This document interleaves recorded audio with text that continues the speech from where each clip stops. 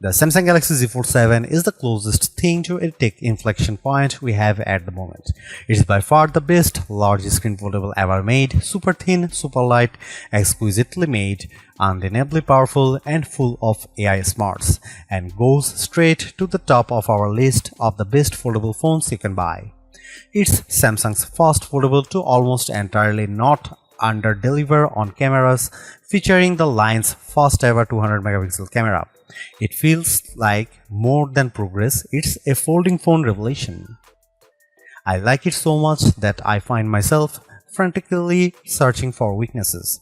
I probe each part looking for a place where Samsung may have miscalculated, and with very few exceptions, I can't find any weaknesses.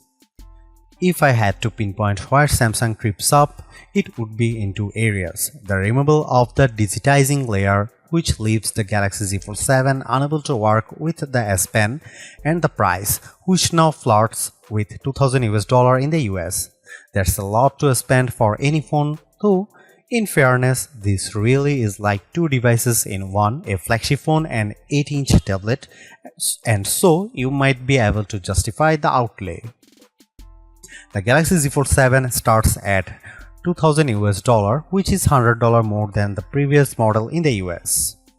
There is no price hike for buyers in the UK. The base model comes with 256GB of storage and 12GB of RAM at the time of reviewing. The Galaxy Z Fold 7 is on pre-order now and ships from July 25. It's available in Blue Shadow, Silver Shadow and Jet Black, plus a Samsung Online exclusive mint. Those prices make the Galaxy Z Fold 7 one of the most expensive foldables you can buy. In the US, it now costs $100 more than a similarly configured Google Pixel 9 Pro Fold. For instance, there will be deals especially for trade-ins, so look out for those. I agree, this is a lot to pay for a smartphone, but the Galaxy Z Fold 7 is not just a phone. It's also a tablet, yet so thin and light that someone glancing at in your hand might have no idea it's two-in-one. The question is, are you willing to pay more for something that is truly special? If you think the pace of smartphone and flagship innovation feels somewhat ho-hum, you probably haven't seen or touched the new Samsung Galaxy Z Fold 7. This is one of the best design upgrades I have seen in a while, not because it's radically different to the Samsung Galaxy Z Fold 6 that came before it, because it isn't, but because it's so much better in all the ways that truly matter. I will start with the physical specs because they are the most remarkable thing about of this new handset, especially when compared with the Galaxy Z Fold 6 and yes, even the Galaxy S25 Ultra. Unfolded, the Galaxy Z Fold 7 is just 4.2mm thick, that's 1.4mm thinner than the Galaxy Z Fold 6. Folded, the Galaxy Z Fold 7 is 8.9mm, 3.2mm thinner and the Galaxy Z Fold 6 and only 0.7mm thicker than the Galaxy S25 Ultra. Think about that, this foldable, which when folded is hiding a gorgeous 8-inch display, is almost imperceptibly thicker than a single screen flagship device. Even the weight is impressive. Between versions, Samsung shed a whopping 24 grams and the Fold 7 is even 3 grams lighter than the Galaxy S25 Ultra. Yup, two screens and it's still lighter than the flagship. Perhaps that shouldn't be so surprising. When I hold the Galaxy Z Fold 7 up to the Galaxy S25 Ultra, the foldable is smaller than the Ultra, which is 162.8mm by 77.6mm, while the Galaxy Z Fold 7 when folded is 158.4mm by 72.8mm. Carrying the Galaxy Z Fold 7 is now like a holding secret. At a glance, it looks like a standard 6.5-inch smartphone. It's not until you take a closer look that you notice the seam down one edge and the hinge on the opposite side. Size and weight aside, the phone feels good in my hand because of the excellent materials. Its armor aluminum frame is covered front and back with Corning Gorilla Glass Ceramic 2. A substantial pill-shaped 3-camera array sticks out of the back. Whenever I put the phone down camera side first, it tips at an awkward angle. I guess that's the price I have to pay for a better imaging system. On the top edges, when you are holding the phone, are a pair of microphone holes, a vent and a SIM slot. The bottom edges feature more microphone holes, a speaker slot, and the USB-C data and charging port. The tolerances here are quite something. The USB port appears to just barely fit in the space. The only buttons are the long volume rocker and the power or fingerprint reader and Gemini button. Samsung has re-engineered the hinge and it's noticeable. The phone is firmly closed when folded and has considerable but not overly resistant tension as you open it, and it snaps into position as a fully flat 8-inch tablet. Unfolding the phone, you are greeted with a flexible display surrounded by a roughly 2mm forgiving raised border that keeps the Fold 7 from making a metallic snapping sound when you close it. There is still a crease, but it's far less pronounced than what you see on the Galaxy Z Fold 6. That's due in part of the new teardrop-shaped screen fold hidden in the redesigned hinge, meaning the thin, flexible screen curves into a perhaps more forgiving teardrop shape when the phone is folded. This is likely what accounts for how it can more easily unfold to a nearly perfectly flat phone. I can only see whatever minimal crease remains at certain odd angles, and more so when the screen is off. To the touch, it's barely perceptible. The Samsung Galaxy Z Fold 7 is IP48 rated, which means it can handle a sustained dunk in fresh water, but I would keep it away from dust and sand. I ran my device under a tap with no ill effects. A wider and taller Z Fold means not one but two bigger screens. The cover display is now a 6.5-inch 21:9 display that is finally indistinguishable from a standard flagship phone display. Where the Galaxy Z Fold 6 has a 968 by 2376 resolution, the Z Fold 7 cover screen is an expansive 2520 by 1080 422 ppi 1 to 120 Hz AMOLED 2x screen. It has a punch hole for the 10MP selfie camera, but it does not feature an under-the-screen fingerprint reader that's integrated with the power button. It's a lovely, bright screen that's now wide enough to more easily accommodate a more usable virtual keyboard and fully serviceable when you don't want to unfold and use the main display. Like the cover display, the main display is larger this year. It's now an 8-inch display from the Galaxy Z Fold 6's 7.6 inches. It's also got more pixels, jumping from 2160 by 1856 to 2184 by 1968. It's still QXGA+ and supports the dynamic 1 to 120 Hz refresh rate. While the display size now matches Apple's iPad mini, the 6th generation's mini's 8-inch screen has an aspect ratio of 3:2, while the Galaxy Z Fold 7 is now 5:6. This makes the Fold 7 more of a square as compared to the iPad's slightly rectangular display. In practice, this means that on the Z Fold 7, some videos and games may have larger black borders at the top and bottom. It doesn't bother me, but you might want to see what Netflix looks like on the phone before placing your order. The main screen is big, bright and responsive.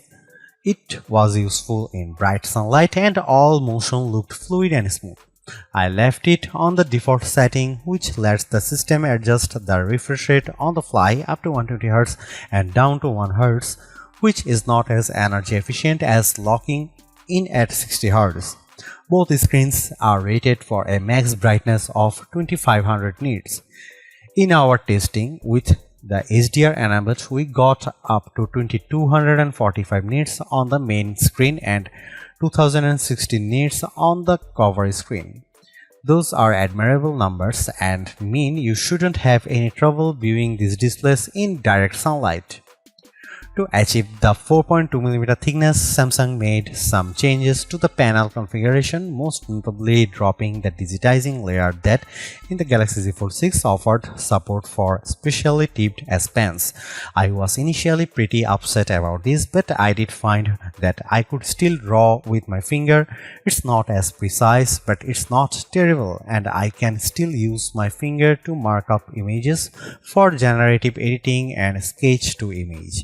My doodles for the latter are not as good as those drawn with an S Pen, but the screen had no trouble interpreting my rough sketch and transforming it into a very realistic mouse.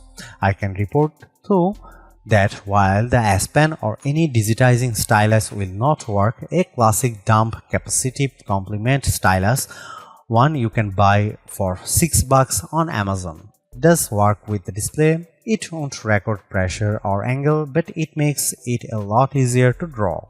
The other thing you might notice on the new Galaxy Z Fold 7 display is the noticeably larger camera punch hole. It's not only bigger in order to accommodate a better 10 megapixel camera. It was just 4 megapixel on the Fold 6. The hole is also no longer covered with pixels, so it remains visible at all times. It's positioned a tiny bit more centrally along the top edge than the punch hole on the Google Pixel 9 Pro Fold's flexible display, on which the equally large hole is positioned towards the far right corner and is maybe a bit more out of sight. These things aside, I love this big multitasking screen, which has room for a couple of apps or large screen views of favorite apps like weather or maps. It's also a nice canvas for Gemini Live, which makes the most of the larger space. I also enjoyed drawing on it, streaming shows on Netflix and playing action games. The benefit of a flexible screen is that the Galaxy Z Fold 7 doesn't have to be only flat or folded, it can also be L-shaped, which I found useful when I was checking over an interview transcription which I recorded and used AI to transcribe on the fold. A 90-degree fold also proved useful for watching videos on one half of the screen, while the rest of the fold served as a steady base. There was nothing much wrong with the Samsung Galaxy Z Fold 6's camera array.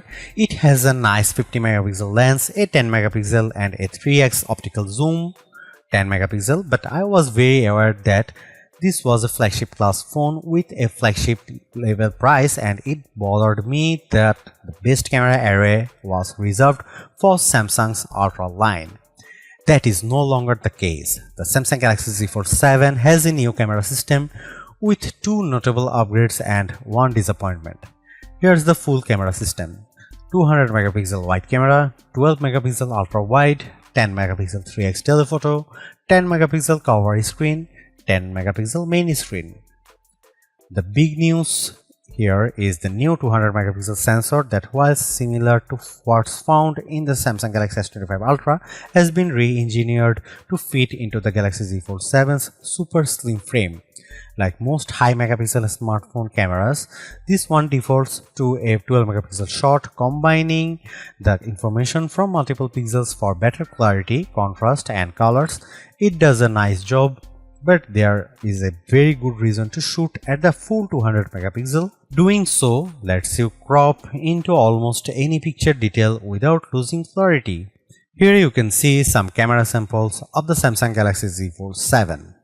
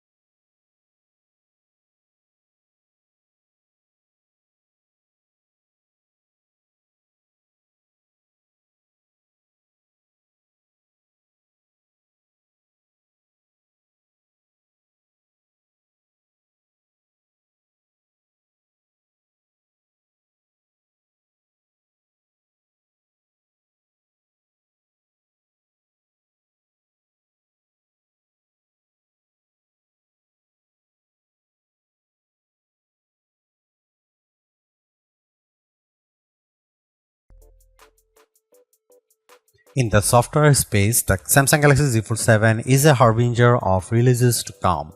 It's the first flagship to release with Android 16 well ahead of the next big Pixel launches, including we expect the Pixel 10 Pro Fold on August 20, and it also has the latest Samsung software in the form of the One UI 8. That former landmark is by Google design, with the tech giant rearranging its development flow to ensure that its big partners have these new releases in time for their latest flagship phones. As for the latter, Samsung just seems to be getting faster and more efficient at updating and improving its own Android overlay. Both platforms are also infused with AI in the form of Samsung's Galaxy AI and Google's Gemini, though where one ends and the other begins may not always be obvious.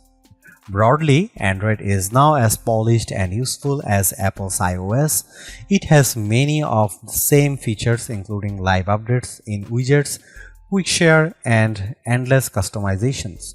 It's also a fantastic partner for the Fold because the platform is optimized for the larger 8-inch screen, so things like mail, weather, and maps all appear built for the flexible display. Even Google Gemini Live is right at home on the Galaxy Z Fold 7's main display. One UI 8 brings things like the Now bar and Now brief, a compendium of all the things you need to know at any point in the day. It's well designed, accessible, and relatively useful. I check it because the Now bar is always greeting me on my lock screen with a good morning, good afternoon, or good evening, and it almost seems rude not to acknowledge it by digging into the details of my brief. When I tap to open it, I see a weather forecast, a calendar of events, news of interest, and music. I can choose to add more elements from my phone, which I assume might make the brief more useful. There is, of course, a lot of AI on this phone. Google handles the circle to search and Gemini site, and the rest of the AI found on the phone is Samsung Galaxy AI. At any point, I can long press the home screen button to launch a circle to search task. After the press, I use my finger to circle something on the screen that Google search can look at and offer results related to. Gemini is summoned by a long press of the power button. It has all the strength of Gemini 2.5 Flash on the web and also Gemini Live. Gemini Live works in full screen mode on the large main display, but I find it more useful when you share your screen with Gemini Live and it then operates in the background, offering insights based on what it can see on screen and the questions you ask it. You can also just have Gemini look through the camera and see your world and ask it what it says, unless you want everyone to hear your Gemini Live conversation.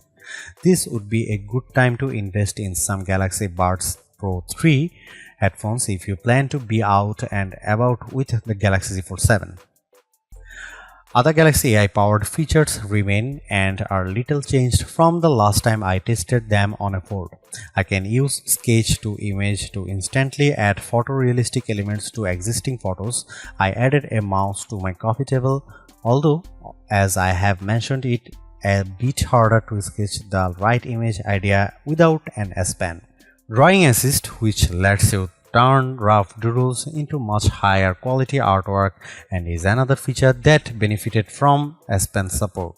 Also still works and may not come in even more handy now that you will likely be forced to use your fingertip to make your rough sketch. Galaxy AI's reach extends to video, and I used Audio Eraser to clean up the sound on a video shot in the heart of New York City's Times Square. The capabilities more or less match those in Apple's Audio Mix tool, although how the tools pinpoint which extraneous sound to target differs quite a bit. Audio Eraser focuses on crowd noise, voices, and wind, and the results are good, though my voice did end up sounding just a tiny bit robotic, although not dissimilar from the results I got with Audio Mix, the Apple iPhone 16 Pro Max. I am naturally only scratching the surface of Android 16, One UI, and their AI capabilities, which also include things like live translation, text translation, and chat assist. Overall, though, this is a platform I could easily love. If you are already an Android fan, Android 16 will be a welcome upgrade. If you have used a Galaxy before, One UI will be instantly familiar but also improved. The AI is deeply embedded but never intrusive. It looks and feels the way I thought Apple Intelligence would be on an iPhone, and how I hope it will look the feel when Apple eventually delivers the updated Siri. Not only does the Samsung Galaxy Z Fold 7 pack Qualcomm's best silicon, it's a customized chip produced just for Samsung's latest foldable, the Snapdragon 8 Elite for Samsung. The difference between the standard Elite and the Samsung version is small but notable. Most reports put the 8 Elite's max clock speed on its 2-core cluster at 4.32 GHz. On the Galaxy Z Fold 7, according to Geekbench 6, it's running at 4.47 GHz.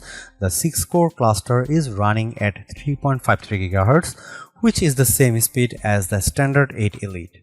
Samsung backs this powerful AI-ready silicon with 12 GB of RAM for the 256 GB Z Fold 7. The 1 TB model gets 16 GB of memory.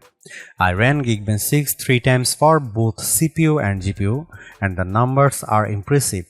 This is the first time in memory that an Android phone's multi-core performance has beaten the latest flagship iPhone, in this case the iPhone 16 Pro Max. Here are my average numbers. Samsung Galaxy Z Fold 7 single-core average score is 2512, while iPhone 16 Pro Max single-core score is 2892. Samsung Galaxy Z Fold 7 multi-core average score is 8986.67, while iPhone 16 Pro Max multi-core score is 8327. Yes, Samsung beat Apple on the multi-core scores.